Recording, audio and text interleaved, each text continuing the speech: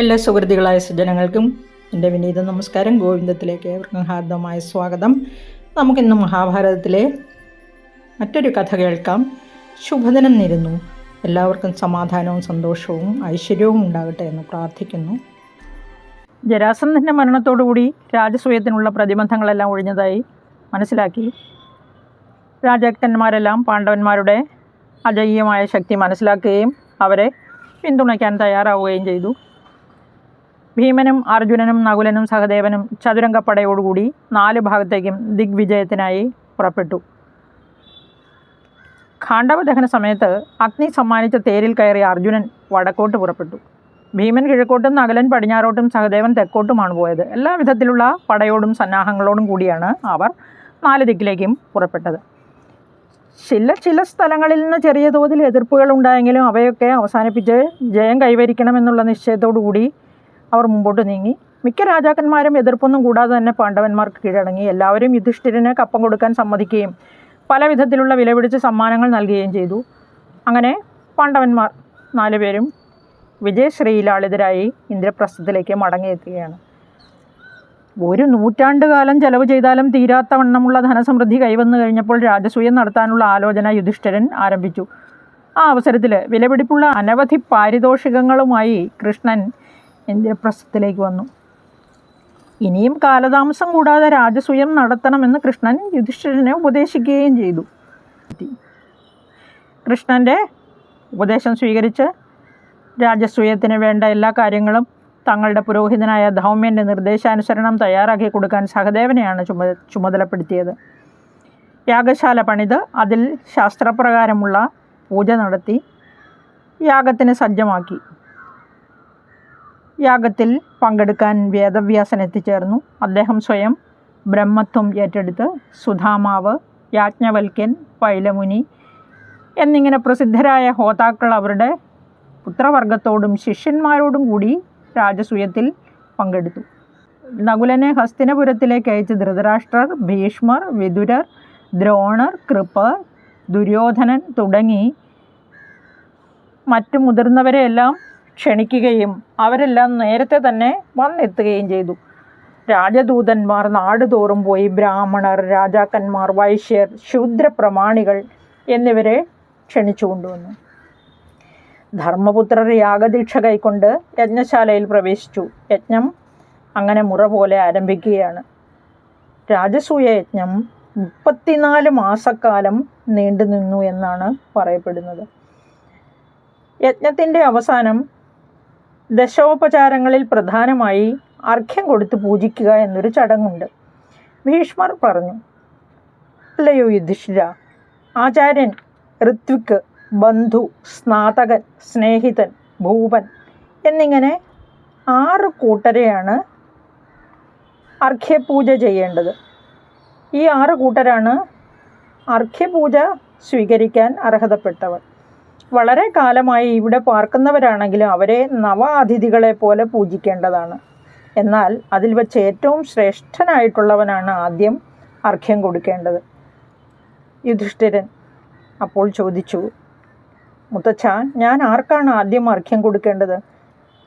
അതിനുത്തരമായി ഭീഷ്മർ പറഞ്ഞു, ഭൂമിയിൽ വെച്ച് ഏറ്റവും മാന്യനായവൻ കൃഷ്ണനാണ്. ഇവൻ ശക്തിയിലും മഹത്വത്തിലും പരാക്രമത്തിലും എല്ലാവരേക്കാളും മുമ്പനാണ്. ഇവൻ സൂര്യനും കാറ്റില്ലാത്തടത്ത് കാറ്റുമാണ്. ഭീഷ്മരുടെ നിർദ്ദേശപ്രകാരം സഹദേവൻ ദ്വാരകാനാഥന് യഥാവിധി ഉത്തമമായ അർഘ്യം നൽകി പൂജിച്ചു. ശാസ്ത്രപ്രകാരം തന്നെ കൃഷ്ണൻ അത് സ്വീകരിക്കുകയും ചെയ്തു. വാസുദേവപുത്രനെ അഗ്രപൂജ ചെയ്ത് ബഹുമാനിച്ചത് ചേതി രാജാവായ ശിശുപാലന് ഒട്ടും രസിച്ചില്ല. ശിശുപാലൻ്റെ കോപം കണ്ട് കൃഷ്ണനെ ആദ്യം അർഘ്യപൂജ ചെയ്ത് ബഹുമാനിച്ചത് ചേതി രാജാവായ ശിശുപാലന് ഒട്ടും തന്നെ രസിച്ചില്ല എന്ന് മാത്രമല്ല, അവൻ കോപം കൊണ്ട് വിറച്ചു. വൃഷ്ണി വംശജനായ കൃഷ്ണൻ രാജപൂജയ്ക്ക് അർഹനല്ല. ഹേ ധർമ്മപുത്രരെ, മഹാന്മാരായ പാണ്ഡവന്മാർക്ക് ചേർന്നതല്ല ഈ പ്രവൃത്തി. ഹേ ഭീഷ്മ, നീ എന്തുകൊണ്ടാണ് കൃഷ്ണന് ആദ്യം അർഘ്യപൂജ ചെയ്ത് ബഹുമാനിക്കാൻ ഉപദേശിച്ചത്? വൃദ്ധൻ എന്ന നിലയ്ക്കാണെങ്കിൽ വസുദേവൻ ഇവിടെ ഇരിക്കുമ്പോൾ അവൻ്റെ മകനായ കൃഷ്ണൻ എങ്ങനെ പൂജയ്ക്ക് അർഹനാകും? അതല്ല, ബന്ധു എന്ന നിലയ്ക്കാണെങ്കിൽ ദ്രുപദൻ ഇവിടെയുള്ളപ്പോൾ കൃഷ്ണൻ എങ്ങനെ പൂജ്യനാകും? ആചാര്യൻ എന്ന നിലയ്ക്കാണെങ്കിൽ അർഘ്യം ആദ്യം ദ്രോണർക്കല്ലേ നൽകേണ്ടത്? ഋത്വിക് എന്ന നിലയ്ക്കാണെങ്കിൽ വേദവ്യാസൻ ഇവിടെയുള്ളപ്പോൾ മറ്റാർക്കെങ്കിലും അതിന് അർഹതയുണ്ടോ? ശാസ്ത്രജ്ഞൻ എന്ന നിലയ്ക്കാണെങ്കിലോ സർവശാസ്ത്രജ്ഞനായ അശ്വത്ഥാമാവിനെയല്ലേ പൂജിക്കേണ്ടത്? കൃപാചാര്യരെക്കാൾ കൂടുതലായി കൃഷ്ണനെ ബഹുമാനിച്ചത് ഉചിതമാണോ? രാജേന്ദ്രൻ എന്ന നിലയ്ക്കാണെങ്കിൽ പുരുഷശ്രേഷ്ഠനായ രാജേന്ദ്രൻ ദുര്യോധനനല്ലേ? ദുർധർഷനായ ഭീഷ്മകനുള്ളപ്പോൾ, പാണ്ഡുതുല്യനായ രുക്മിയുള്ളപ്പോൾ, മാദ്രേശനായ ശല്യനുള്ളപ്പോൾ അവരെയെല്ലാം വിട്ടിട്ട് കൃഷ്ണനെ പൂജിച്ചത് ശരിയാണോ? കൃഷ്ണൻ രാജാവല്ല, ആചാര്യനല്ല, ഋത്വിക്കല്ല, പിന്നെ എന്തുകൊണ്ട് പൂജിച്ചു? ആദ്യം സേവയ്ക്ക് മാത്രം അവനെ പൂജിക്കാനാണ് നിങ്ങൾ തീരുമാനിച്ചിരുന്നതെങ്കിൽ പിന്നെ രാജാക്കന്മാരായ ഞങ്ങളെ വരുത്തി എന്തിനാണ് അപമാനിച്ചത്? ഞങ്ങൾ യുധിഷ്ഠിരന് കപ്പം കൊടുത്ത് അയാളെ ചക്രവർത്തിയാക്കണമെന്ന് ആഗ്രഹിച്ചത് അവൻ ധർമ്മിഷ്ഠനാണെന്ന് കരുതിയാണ്. ഞങ്ങൾ യുധിഷ്ഠിരന് കപ്പം കൊടുത്ത് അയാളെ ചക്രവർത്തിയാക്കണമെന്ന് ആഗ്രഹിച്ചത് അവൻ ധർമാത്മാവാണെന്ന് കരുതിയാണ്. എന്നാൽ അവൻ അതെല്ലാം കളഞ്ഞു കുളിച്ചിരിക്കുന്നു. അവൻ ധർമ്മച്യുതനായിരിക്കുന്നു. അതായത് അവനിൽ നിന്ന് ധർമ്മം നഷ്ടപ്പെട്ടിരിക്കുന്നു, അവനിലുള്ള ധർമ്മം ക്ഷയിച്ചു പോയിരിക്കുന്നു. ഹേ കൃഷ്ണ, ജരാസന്ധനെ ചതിച്ചു കൊന്ന കൊലപാതകിയല്ലേ നീ? അഗ്രപൂജയ്ക്ക് അനർഹനായ നീ അത് സ്വീകരിച്ചത് ശരിയായോ? ഹവിസിൻ്റെ ഭാഗം ആരുമില്ലാത്തതൊക്കെ നോക്കി തിന്നുന്ന നായയെ പോലെ നാണമില്ലാത്ത നീ യോഗ്യത നടിക്കുന്നു. രാജാവല്ലാത്ത നിനക്ക് എങ്ങനെ രാജപൂജ ചേരും? നപുംസകം പെണ്ണിനെ വേളി കഴിച്ചതുപോലെയാണിത്. ചേതിരാജാവ് ക്രോധത്തോടെ എഴുന്നേറ്റ് മറ്റു രാജാക്കന്മാരെയെല്ലാം വിളിച്ചുകൊണ്ട് സഭാസ്ഥലം വിട്ടിറങ്ങുവാൻ ഭാവിച്ചു. ഇത് കണ്ട് യുധിഷ്ഠിരൻ ശിശുപാലനെ സമീപിച്ചു. അനുനയ വാക്കുകൾ കൊണ്ട് അയാളെ സമാധാനിപ്പിക്കുവാൻ ശ്രമിച്ചു. യുധിഷ്ഠിരൻ പറഞ്ഞു, ഭീഷ്മന് കൃഷ്ണനെ നന്നായി അറിയും. അതുകൊണ്ടാണ് കൃഷ്ണന് അഗ്രപൂജ ചെയ്യാൻ അദ്ദേഹം ഉപദേശിച്ചത്. പരമമായ ധർമ്മം അറിയാതെ പറയുന്നവനല്ല ഭീഷ്മൻ. ഭീഷ്മനെ അപമാനിച്ചു പറയരുത്. ഭവാനേക്കാൾ പ്രായക്കൂടുതലുള്ള എത്രയോ മന്നവേന്ദ്രന്മാർ ഈ സദസ്സിലുണ്ട്. അവരെല്ലാം കൃഷ്ണസൽക്കാരം പൊറുത്തുവല്ലോ. നീയും അപ്രകാരം പൊറുക്കുക. ഭീഷ്മൻ ശിശുപാലൻ്റെ ഭത്സനം കേട്ടിട്ടും അചഞ്ചലനായിരുന്നതേയുള്ളൂ. അദ്ദേഹം പറഞ്ഞു, യുധിഷ്ഠിര, ശിശുപാലനോട് എന്തിന് സാന്ത്വന വാക്കുകൾ പറയുന്നു? അവൻ അതർഹിക്കാത്ത മൂഢനാണ്. കൃഷ്ണൻ നമുക്ക് മാത്രമല്ല അർച്ച്യൻ. യുധിഷ്ഠിര, ശിശുപാലനോട് എന്തിന് സാന്ത്വന വാക്കുകൾ പറയുന്നു? അവൻ അതർഹിക്കുന്നേയില്ല, മൂഢനാണവൻ. കൃഷ്ണൻ നമുക്ക് മാത്രമല്ല ബഹുമാന്യൻ. അച്യുതൻ 3 ലോകത്തിലും എല്ലാവർക്കും ബഹുമാന്യനാണ്. അവനിൽ വിശ്വമാകെ സ്ഥിതി ചെയ്യുന്നു. അത് മനസ്സിലാക്കാത്ത ശിശുപാലനോട് സാന്ത്വന വാക്കുകൾ പറയേണ്ട ആവശ്യമേ ഇല്ല. ചേതിരാജാവേ, മോഹം കൊണ്ടോ ബന്ധുവഴിക്കോ സഹായിച്ച വേഴ്ച നോക്കിയോ അല്ല ജനാർദ്ദനെ പൂജിച്ചത്. അവൻ പൂജയ്ക്ക് യോഗ്യനായതുകൊണ്ടാണ്.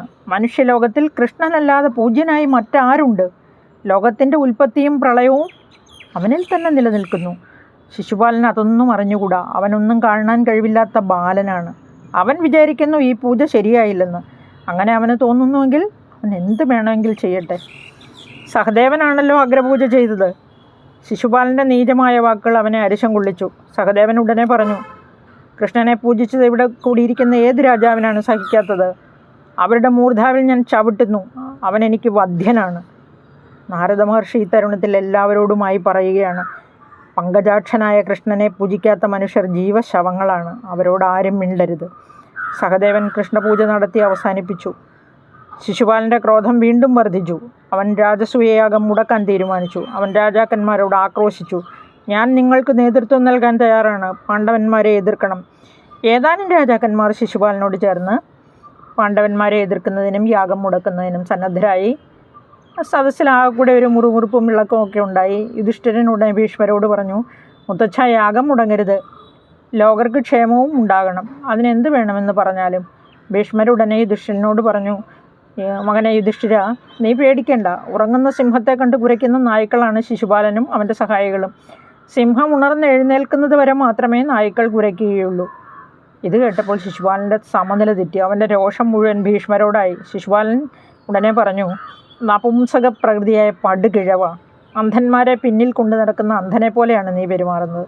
നീ നടക്കുന്നു, പിമ്പെ അവരും. എല്ലാവരും കൂടി ഒരുമിച്ച് തന്നെ കുഴിയിൽ വീഴും. കൃഷ്ണനെ നീ സ്തുതിക്കുന്നു. നീയാണോ ജ്ഞാനവൃദ്ധൻ? ഇവൻ കുട്ടിയായിരുന്നപ്പോൾ ഏതാണ്ടൊക്കെ ചെയ്തു പോലും. പുറ്റുപോലുള്ള ഗോവർദ്ധനക്കുന്ന് 7 ദിവസം പൊക്കിപ്പിടിച്ചതാണ് ഇവൻ്റെ ധീരപ്രവൃത്തി. ഭീഷ്മ, നീ എന്തെല്ലാം അധർമ്മം പ്രവർത്തിച്ചിട്ടുണ്ട്, എന്തെല്ലാം അധർമ്മത്തിനാണ് നീ കൂട്ടുനിന്നിട്ടുള്ളത്. അമ്പയെ അപഹരിച്ചു കൊണ്ടുവന്ന് അവളെ അഗതിയാക്കിയില്ലേ? വിചിത്രവീരൻ്റെ ഭാര്യമാരിൽ മറ്റുള്ളവരെ കൊണ്ട് സന്തതികളെ ജനിപ്പിക്കാൻ നീ കൂട്ടുനിന്നില്ലേ? എന്നിട്ടും അഭിമാനിക്കുന്നു ധർമ്മജ്ഞനാണെന്ന്. ഭീഷ്മരുടെ നേരെ ശകാരവർഷം ചൊരിയുന്ന ശിശുപാലനോട് ഏറ്റുമുട്ടാൻ ഭീമൻ തയ്യാറായി. അവൻ്റെ കണ്ണുകൾ ചുവന്നു, അവൻ പല്ലുകടിച്ചു, കൈകൾ കൂട്ടിഞ്ഞെരിച്ച് അവൻ്റെ അസഹിഷ്ണുത പ്രകടിപ്പിച്ചു. എന്നാൽ ഭീഷ്മർ ഭീമനെ പറഞ്ഞ് സമാധാനിപ്പിച്ചു. ഭീമനാകട്ടെ ഭീഷ്മരുടെ വാക്കുകൾ മാനിച്ച് സംയമനം പാലിച്ചു. ഭീഷ്മർ ശിശുപാലൻ്റെ ജനനത്തെപ്പറ്റിയും മറ്റും ഭീമനോട് വിസ്തരിച്ചു പറഞ്ഞു. അത് കഴിഞ്ഞിട്ട്, ചേതി രാജവംശത്തിൽ പിറന്ന ഇവൻ 3 കണ്ണും 4 കൈയുമായിട്ടാണ് പിറന്നത്. ഇവൻ്റെ ഭീകര രൂപം കണ്ടപ്പോൾ ഇവനെ ഉപേക്ഷിക്കാൻ ഇവൻ്റെ അച്ഛനമ്മമാർ തീരുമാനിച്ചു. അപ്പോൾ ഇപ്രകാരം ഒരു അശരീരി ഉണ്ടായി: ഹേ മഹാരാജാവേ, നിന്റെ പുത്രനായ ഇവൻ ശ്രീമാനും മഹാശക്തനുമാകും. ഭയപ്പെടേണ്ടതില്ല, ഇവനിപ്പോൾ മരിക്കുകയില്ല. ഇവനെ കൊല്ലാൻ ഒരുവൻ ജനിച്ചിട്ടുണ്ട്. ഇപ്രകാരം പറഞ്ഞ് മറഞ്ഞു നിന്ന ഭൂതത്തോട് ഇവൻ്റെ അമ്മയായ ശ്രുതിശ്രവസ് ചോദിച്ചു: എൻ്റെ മകനെ ദേവനോ മനുഷ്യനോ ആരാണ് കൊല്ലുക? വാസ്തവം പറയണേ. അപ്പോൾ ആ ഭൂതം പറഞ്ഞു: ഇവനെ എടുത്ത് ആര് മടിയിൽ വയ്ക്കുമ്പോൾ ഇവന് കൂടുതലായുള്ള 2 കൈകളും കൊഴിഞ്ഞു പോകുമോ, ആരെ കാണുമ്പോൾ ഇവൻ്റെ 3ാമത്തെ കണ്ണ് ഇല്ലാതായി തീരുമോ, അവനായിരിക്കും ഇവൻ്റെ അന്തകൻ. രാജാവിന് വിചിത്രമായ ഒരു കുട്ടി പിറന്ന വിവരം എല്ലാവരും അറിഞ്ഞു. ബന്ധുക്കളും സുഹൃത്തുക്കളുമായ രാജാക്കന്മാരെല്ലാവരും കുട്ടിയെ കാണാൻ വന്നു. അങ്ങനെ വന്നവരുടെ എല്ലാം മടിയിൽ ഇവൻ്റെ അച്ഛൻ ഇവനെ ഇരുത്തി നോക്കി. എന്നാൽ ഭൂതം പറഞ്ഞ മാതിരി അനുഭവമൊന്നും ഉണ്ടായില്ല. ഇവൻ ജനിച്ച വിവരം ഇവൻ്റെ അമ്മാവന്മാരായ ബലരാമനും ശ്രീകൃഷ്ണനും അറിഞ്ഞു. അവർ ഇവനെ കാണാനായി എത്തി. അപ്പോൾ ഇവൻ്റെ ചിറ്റമ്മ, അതായത് ശ്രുതിശ്രവസ്, ഇവർ കുന്തിയുടെ ഇളയ സഹോദരിയാണ്. അതുകൊണ്ടാണ് ചിറ്റമ്മ എന്ന് ഞാൻ പറഞ്ഞത്. ഇവനെ കൃഷ്ണൻ്റെ മടിയിലിരുത്തി. ഉടനെ തന്നെ അധികമുള്ള 2 കൈകളും കൊഴിഞ്ഞു വീണു, നെറ്റിയിലെ കണ്ണും മാഞ്ഞു. ഇത് കണ്ടപ്പോൾ ഭൂതം പ്രവചിച്ചതനുസരിച്ച് കൃഷ്ണനായിരിക്കും ഇവൻ്റെ അന്തകനെന്ന് ശ്രുതിശ്രവസിന് മനസ്സിലായി. അന്തകനാണെങ്കിലും കൃഷ്ണനെ അവർക്ക് വെറുക്കാൻ പറ്റില്ലല്ലോ. പറ്റുമോ? അവൾ കൃഷ്ണനോട് യാചിച്ചു ഉടനെ തന്നെ: കൃഷ്ണ, നീ എൻ്റെ സഹോദരൻ്റെ പുത്രനല്ലേ, ഇവൻ ചെയ്യുന്ന കുറ്റങ്ങൾ നീ പൊറുക്കണം. കൃഷ്ണൻ പറഞ്ഞു: അമ്മായി, നിങ്ങൾ വ്യസനിക്കേണ്ട. ഇവൻ ചെയ്യുന്ന 100 തെറ്റുകൾ ഞാൻ പൊറുക്കുന്നതായിരിക്കും. അതിൽ കൂടുതൽ തെറ്റുകൾ തൻ്റെ പുത്രൻ ചെയ്യുകയില്ലെന്ന് ഉറപ്പിച്ച് പാവം ആ സാധ്വി സമാധാനിക്കുകയാണ്. ഇതാണ് ഇവൻ്റെ ജനന ചരിത്രം എന്ന് ഭീഷ്മർ പറഞ്ഞ് അവസാനിപ്പിച്ചു. അതായത് കൃഷ്ണൻ്റെ കൈകൊണ്ട് തന്നെയായിരിക്കും ഇവൻ്റെ മരണമെന്നാണ് ഭീഷ്മർ പറഞ്ഞു വെച്ചത്. ശിശുപാലൻ അപ്പോഴും ഭീഷ്മരെയും കൃഷ്ണനെയും പാണ്ഡവന്മാരെയും നിശിതമായ ഭാഷയിൽ ഇങ്ങനെ ശകാരിച്ചുകൊണ്ടിരുന്നു, ഭത്സിച്ചുകൊണ്ടിരുന്നു. അവൻ അവരെയെല്ലാം പോരിന് വിളിച്ചു. മതമിളകി നിൽക്കുന്ന ഒരു ആനയെപ്പോലെ അവൻ അസ്വസ്ഥനായി ഇങ്ങനെ ഇളകി ആടിക്കൊണ്ടിരിക്കുകയായിരുന്നു രാജാക്കന്മാരുടെ നടുവിൽ. അവൻ വീണ്ടും പറയുകയാണ്: കൃഷ്ണൻ്റെ കോപം കൊണ്ട് എനിക്കൊരു ചുക്കും വരാനില്ല. അവൻ്റെ പ്രസാദം കൊണ്ട് എനിക്കൊന്നും വേണ്ടതാനും. ധൈര്യമുണ്ടെങ്കിൽ അവൻ എന്നോട് ധൈര്യമുണ്ടെങ്കിൽ അവൻ എന്നോട് എതിരിടട്ടെ. കൃഷ്ണൻ്റെ ക്ഷമ നശിച്ചു. തന്നെയുമല്ല, അദ്ദേഹം തൻ്റെ അച്ഛൻ പെങ്ങൾക്ക് കൊടുത്ത വാക്ക് പാലിക്കുകയും ചെയ്തു കഴിഞ്ഞിരുന്നു. കൃഷ്ണൻ്റെ നേർക്കുള്ള ഇപ്പോഴത്തെ ആക്രമണം ശിശുപാലൻ്റെ 101ാമത്തെ തെറ്റായിരുന്നു. മുമ്പ് പല പ്രാവശ്യങ്ങളിലായി അവൻ കൃഷ്ണനോട് 100 തെറ്റുകൾ ചെയ്തിട്ടുണ്ട്. അപ്പോഴൊക്കെ അദ്ദേഹം അത് ക്ഷമിക്കുകയും ചെയ്തു. ഇത് 101ാമത്തെ തെറ്റായതുകൊണ്ട് തന്നെ അത് പൊറുക്കേണ്ട ആവശ്യം കൃഷ്ണനില്ല. കൃഷ്ണൻ ഒരു നിമിഷം ധ്യാനനിരതനായി. അടുത്ത ക്ഷണത്തിൽ തന്നെ അദ്ദേഹത്തിൻ്റെ കയ്യിൽ ചക്രായുധം കാണപ്പെട്ടു. എല്ലാവരും നോക്കി നിൽക്കെ കൃഷ്ണൻ ചക്രായുധം ശിശുപാലൻ്റെ നേർക്കയച്ചു. അവൻ്റെ ശിരസ്സ് മുറിഞ്ഞ് താഴെ വീണു. അതിൽ നിന്നുയർന്ന അഭൗമമായ തേജസ് കൃഷ്ണനിൽ ചെന്ന് ലയിച്ചു. ശിശുപാലൻ്റെ ജഡം രാജാക്കന്മാർക്കുചിതമായ രീതിയിൽ വളരെയധികം ബഹുമതികളോടെ സംസ്കരിക്കുന്നതിന് ഏർപ്പാട് ചെയ്തു. ശിശുപാലൻ്റെ പുത്രനെ ആ സദസ്സിൽ വെച്ച് തന്നെ രാജാവായി അഭിഷേകം ചെയ്തു. അങ്ങനെ രാജസൂയം മംഗളമായി സമാപിക്കുകയാണ്. യുധിഷ്ഠിരൻ ചക്രവർത്തിയായി. യജ്ഞത്തിൽ സംബന്ധിച്ചിരുന്ന രാജാക്കന്മാരെല്ലാം അവരവരുടെ രാജ്യങ്ങളിലേക്ക് മടക്കി അയച്ചു. കൃഷ്ണൻ എല്ലാവരോടും പ്രത്യേകം യാത്ര പറഞ്ഞ് ദ്വാരകയിലേക്കും പോയി. ദുര്യോധനൻ ഏതാനും നാളുകൾ കൂടി ഇന്ദ്രപ്രസ്ഥത്തിൽ പാർത്തു. കൂടെ അമ്മാവനായ ശകുനിയും ഉണ്ടായിരുന്നു. രാജസൂയത്തിൻ്റെ തിരക്കിനിടയിൽ ഇന്ദ്രപ്രസ്ഥവും ഈ മയാസുരൻ പുതുതായി പണിത സഭാമന്ദിരവും മറ്റും അവർക്ക് ശരിക്കും കാണാൻ കഴിഞ്ഞിരുന്നില്ല. ഒരു ദിവസം അവർ അതൊക്കെ നടന്നു കണ്ടു. സ്ഥലജല വിഭ്രമം സൃഷ്ടിക്കുന്ന രീതിയിലായിരുന്നു സഭയുടെ പണി. ജലമുണ്ടെന്ന് തോന്നിക്കുന്നിടത്ത് ജലമില്ല, ജലമുള്ള സ്ഥലത്തോ ജലമുണ്ടെന്ന് തോന്നുകയുമില്ല. ദുര്യോധനനും ശകുനിയും കൂടി സഭ കണ്ടു നടക്കുമ്പോൾ ഒരിടത്ത് വെള്ളമുണ്ടെന്ന് ധരിച്ച് അവർ വസ്ത്രമെല്ലാം ചരിച്ചു കയറ്റി നടന്നു. അങ്ങനെ അല്പം നടന്നു കഴിഞ്ഞപ്പോഴാണ് അവർക്ക് തെറ്റ് മനസ്സിലായത്. മറ്റൊരിടത്ത് ചെന്നപ്പോൾ വെള്ളമില്ലെന്ന് ധരിച്ച് മുമ്പോട്ട് നടന്ന അവർ പുളുക്കോന്ന് വെള്ളത്തിലേക്ക് വീണു. വസ്ത്രമെല്ലാം നനഞ്ഞു. നനഞ്ഞ വസ്ത്രം മാറ്റുന്നതിന് ധർമ്മപുത്രർ വേറെ വസ്ത്രം വരുത്തി കൊടുത്തു. ദുര്യോധനനും ശകുനിക്കും പറ്റിയ അമളി കണ്ട് ദ്രൗപദിയും ഭീമനും മറ്റും കൈകൊട്ടി ആർത്ത് ചിരിച്ചു. ഇത് ദുര്യോധനൻ അസഹ്യമായിരുന്നു. ഈ ദ്രൗപദിയുടെയും ഭീമൻ്റെയും മറ്റും ചിരിയാണ് കുരുക്ഷേത്ര യുദ്ധത്തിലേക്ക് നയിച്ച ഒന്നാമത്തെ കാരണം. അതുപോലെ അടച്ചുകിടന്ന വാതിൽ തുറന്ന മട്ടിലും തുറന്നു കിടന്ന വാതിൽ അടച്ച മട്ടിലും തോന്നത്തക്ക വിധത്തിൽ ചില പണികൾ സഭയിൽ ചെയ്തിട്ടുണ്ടായിരുന്നു. അടച്ചുകിടന്ന സ്ഫടികവാതിൽ തുറന്നിരിക്കുന്നുവെന്ന ധാരണയിൽ ദുര്യോധനൻ വാതിൽ കടക്കാൻ ശ്രമിച്ചപ്പോൾ അതിൽ തട്ടി വീണു. ഒരിടത്ത് തുറന്നു കിടക്കുന്ന സ്ഫടിക നിർമ്മിതമായ വാതിൽ അടച്ചിരിക്കുകയാണെന്നുള്ള ധാരണയിൽ അകത്തേക്ക് കയറാതെ പിന്മാറി. ഇതും പാണ്ഡവർ നോക്കി നിന്ന് പരിഹസിച്ചു. ഇപ്രകാരം പല വിധത്തിൽ അമളി പറ്റി പരിഹാസ്യരായി തീർന്ന ദുര്യോധനനും ശകുനിയും ഏതാനും ദിവസങ്ങൾക്ക് ശേഷം ഹസ്തിനപുരത്തേക്ക് മടങ്ങിപ്പോയി. സ്വന്തം ഗ്രഹത്തിലെത്തിയ ദുര്യോധനൻ സദാ പാണ്ഡവന്മാരുടെ ഐശ്വര്യത്തെപ്പറ്റി ഓർത്തിങ്ങനെ മനസ്സ് പുണ്ണാക്കിക്കൊണ്ടിരുന്നു. അവൻ്റെ മുഖത്ത് വിഷാദം തളം കെട്ടി നിന്നു. എപ്പോഴും നെടുവീർപ്പിട്ടുകൊണ്ട് എല്ലാറ്റിൽ നിന്ന് ഒഴിഞ്ഞു മാറി നിന്നിരുന്ന ദുര്യോധനനെ സമീപിച്ച് ശകുനി അവൻ്റെ ഖേദത്തിൻ്റെ കാരണം തിരക്കി.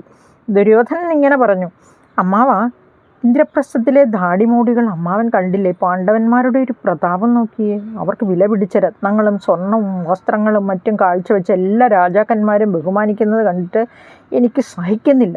അവരുടെ പദവിയുമായി തട്ടിച്ചു നോക്കുമ്പോൾ ഞാൻ എത്ര നിസ്സാരനാണെന്ന് എനിക്കിപ്പോഴാണ് മനസ്സിലായത്. എനിക്കിങ്ങനെ ജീവിച്ചിരിക്കണമെന്നേ ആഗ്രഹമില്ല. ഞാൻ തീയിൽ ചാടി മരിക്കും, അല്ലെങ്കിൽ വിഷം കഴിച്ചു മരിക്കും. ശത്രുവിൻ്റെ സമൃദ്ധി കണ്ട് മനസമാധാനത്തോടെ എങ്ങനെയാണ് ജീവിക്കുക? എനിക്കെല്ലാ കാര്യത്തിലും അവരെക്കാൾ കഴിവുണ്ട്, പൗരുഷവുമുണ്ട്. പക്ഷെ പറഞ്ഞിട്ടെന്ത് പ്രയോജനം? ധാർത്തരാഷ്ട്രർ ഇടിയുന്നു, പാണ്ഡവർ ഉയരുന്നു. അവിടെ വെച്ച് എന്നെ പരിഹസിച്ച് ദ്രൗപദിയും കൂട്ടരും ചിരിച്ചത് അമ്മാവൻ കണ്ടില്ലേ? എനിക്കതോർത്തിട്ട് സഹിക്കാൻ കഴിയുന്നില്ല. എൻ്റെ പൗരുഷം നിഷ്ഫലം തന്നെ. എൻ്റെ ഹൃദയം തീയിൽ കിടന്ന് പൊരിയുകയാണ്.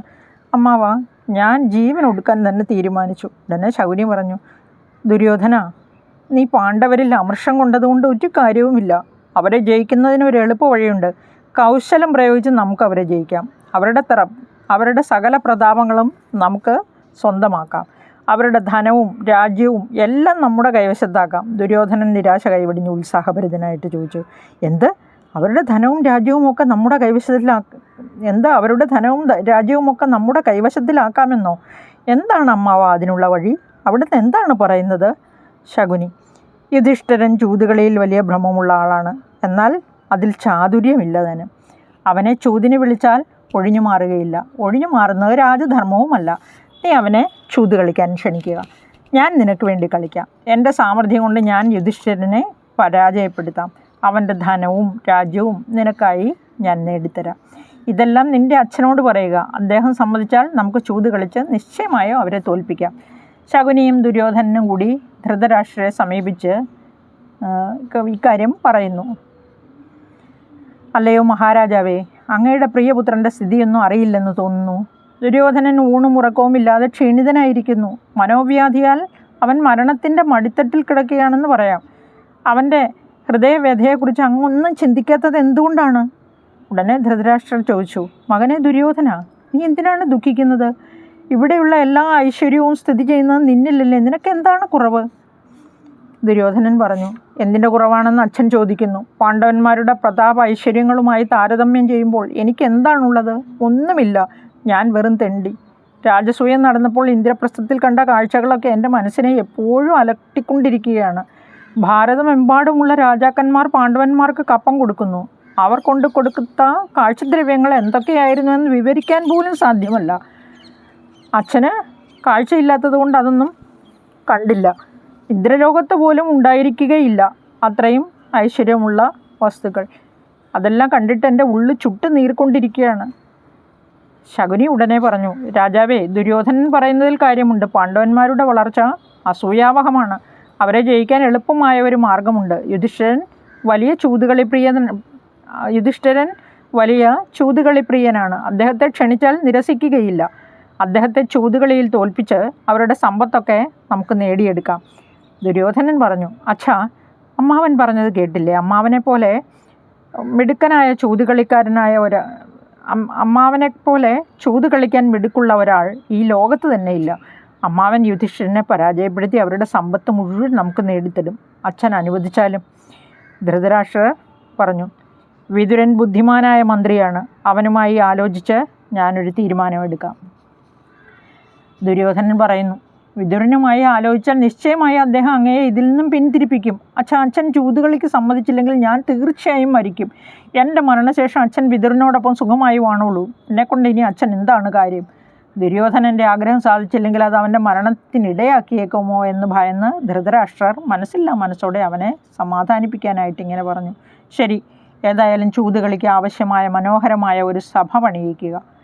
അത് തീർന്നു കഴിയുമ്പോൾ എന്നെ അറിയിക്കണം. യുധിഷ്ഠിരനെ ക്ഷണിക്കുന്ന കാര്യം പിന്നീട് ആലോചിക്കാം. ധൃതരാഷ്ട്രർ വിതുരരുമായി ഇക്കാര്യം ആലോചിക്കാൻ തീരുമാനിച്ചു. വിതുരർക്ക് ആളയച്ചു. വിതുരർ ജ്യേഷ്ഠൻ്റെ മുൻപാകെ എത്തി. യുധിഷ്ഠിരനുമായി ചൂതാട്ടം നടത്തുന്നതിനുള്ള ദുര്യോധനൻ്റെ ആഗ്രഹം അറിയിച്ചു. വിതുരർ പറഞ്ഞു, ജ്യേഷ്ഠ, ചൂതുകളി മൂലം മക്കൾ തമ്മിൽ ഇടയാൻ സാധ്യതയുണ്ട്. അതുകൊണ്ട് അത് വേണ്ടെന്നാണ് എൻ്റെ അഭിപ്രായം.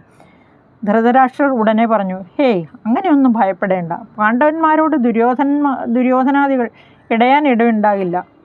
ഹേയ്, അങ്ങനെയൊന്നും ഭയപ്പെടേണ്ട കാര്യമില്ല.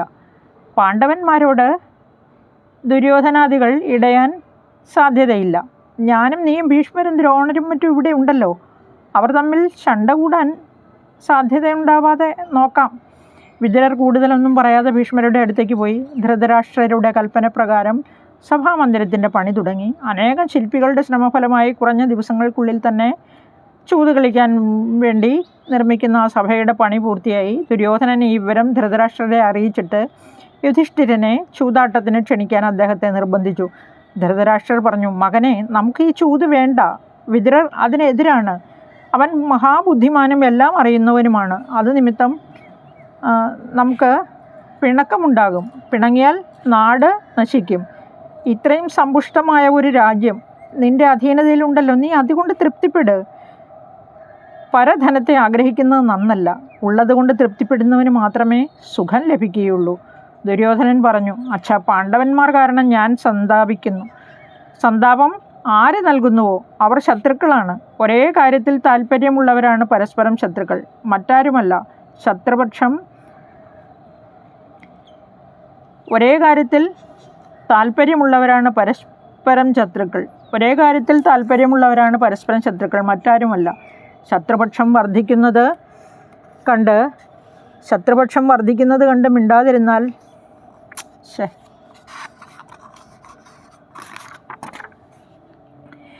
അപ്പോൾ ദുര്യോധനൻ പറഞ്ഞു, അച്ഛാ, പാണ്ഡവന്മാർ കാരണം ഞാൻ വളരെയധികം ദുഃഖിക്കുന്നു. ദുഃഖത്തെ ആര് നൽകുന്നു അവർ നമ്മുടെ ശത്രുക്കളാണ്. ഒരേ കാര്യത്തിൽ ഒരേപോലെ താല്പര്യമുള്ളവരാണ് പരസ്പരം ശത്രുക്കൾ, അല്ലാതെ മറ്റാരുമല്ല. ശത്രുപക്ഷം വർദ്ധിക്കുന്നത് കണ്ട് മിണ്ടാതിരുന്നാൽ അത് സുഖം നശിപ്പിക്കണമെന്നുള്ള രോഗം അവന് പിടും. മിണ്ടാതിരുന്നാൽ അത് സമൂലം നശിപ്പിക്കണമെന്നുള്ള രോഗം അവന് പിടിപെടും. എന്നേക്കാൾ എല്ലാ തരത്തിലും വലിയവരായി തീർന്നിരിക്കുന്ന പാണ്ഡവന്മാരെ ശത്രുക്കളായിട്ട് മാത്രമേ എനിക്ക് കാണാൻ കഴിയുകയുള്ളൂ. ക്ഷത്രിയൻ്റെ ശക്തി പ്രവർത്തിച്ച് വിജയിപ്പിക്കുന്നതിലാണ്. പ്രവർത്തിക്കുക എന്നുള്ളത് അവൻ്റെ കടമയാണ്. അധർമ്മമോ ധർമ്മമോ എന്നുള്ള ചിന്ത സ്വന്തം കടമ നിർവഹിക്കുന്നതിൽ സ്വീകാര്യമല്ല. ഒരാൾ നേടിയ സമ്പത്ത്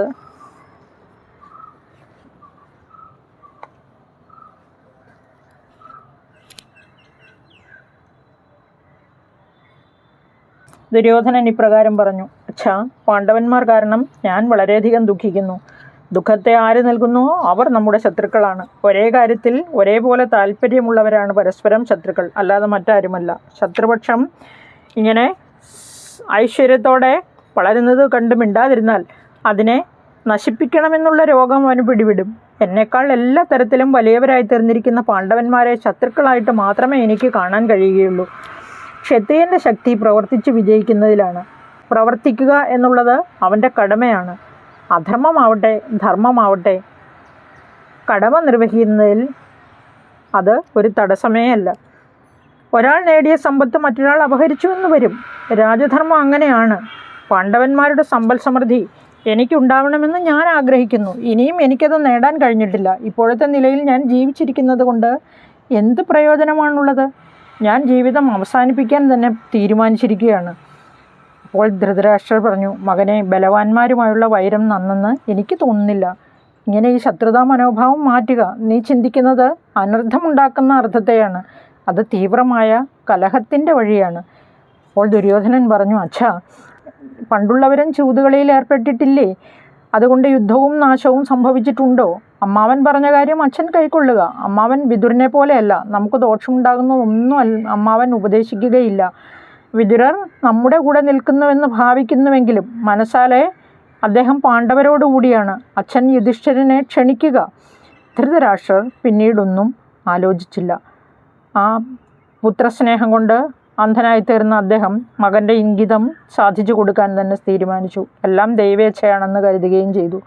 ഉടൻ തന്നെ വിതുരരെ വരുത്തി പറഞ്ഞു, ഈ രാജപുത്രനായ യുധിഷ്ഠിരനെ എൻ്റെ കൽപ്പനപ്രകാരം ഇവിടേക്ക് കൂട്ടിക്കൊണ്ടുവരിക. നാം പുതുതായി പണിയുന്ന സഭ യുധിഷ്ഠിരൻ സഹോദരന്മാരോടുകൂടി വന്ന് കാണട്ടെ. പിന്നെ സൗഹാർദ്ദപൂർവ്വം ചൂതുകളിയും നടക്കട്ടെ. രാജകൽപ്പന അനുസരിക്കാൻ ബാധ്യസ്ഥനായ വിതുരർ രാജാവിനോട് പറഞ്ഞു, ഭവാന്റെ ആജ്ഞ അപകടം വരുത്തുമെന്ന് ഞാൻ ഭയപ്പെടുന്നു. കുലനാശകരമായ ഈ ചൂതുകളി ലോകം മുടിക്കും. അപ്പോൾ ധൃതരാഷ്ട്രർ വിതുരരോട് പറഞ്ഞു, ഒരാപത്തും സംഭവിക്കുകയില്ല.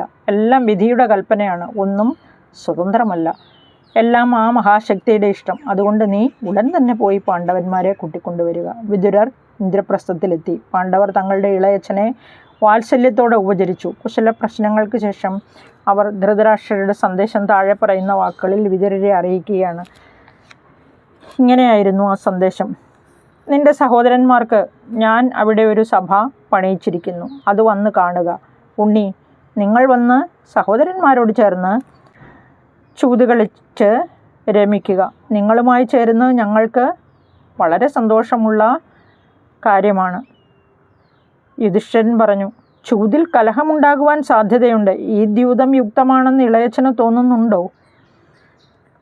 വിതുരർ ഉടനെ പറഞ്ഞു, ചൂത് അനർത്ഥത്തിൻ്റെ വിത്താണെന്ന് ഞാൻ കരുതുന്നു. അതില്ലാതാക്കാൻ ഞാൻ വളരെ പരിശ്രമിച്ചു. പക്ഷേ ഫലമുണ്ടായില്ല. രാജകൽപ്പനയുമായി എന്നെ അയക്കുകയാണ് ഉണ്ടായത്. യുധിഷ്ഠിരൻ പറഞ്ഞു, അപ്പോൾ മകന് അച്ഛനെന്നും പ്രിയപ്പെട്ടവനാണ്. വല്യച്ഛൻ്റെ ആജ്ഞയെ ഞാൻ ധിക്കരിക്കുകയില്ല. ധാർത്തരാഷ്ട്രന്മാരൊഴികെ മറ്റാരോടും ഞാൻ ചൂത് കളിക്കുകയില്ല. എന്നാൽ ആരെങ്കിലും എന്നെ വെല്ലുവിളിച്ചാൽ ഞാൻ പിന്മാറുകയുമില്ല. അതെൻ്റെ ജീവിതവ്രതമാണ്. അങ്ങനെ ധൃതരാഷ്ട്രരുടെ ക്ഷണം സ്വീകരിച്ച് പാണ്ഡവർ ഹസ്തിനപുരിയിലേക്ക് തിരിക്കുകയാണ്. ഇനി അടുത്ത ഭാഗം അടുത്ത വീഡിയോയിൽ കേൾക്കാം. എല്ലാവർക്കും നന്ദി, നമസ്കാരം.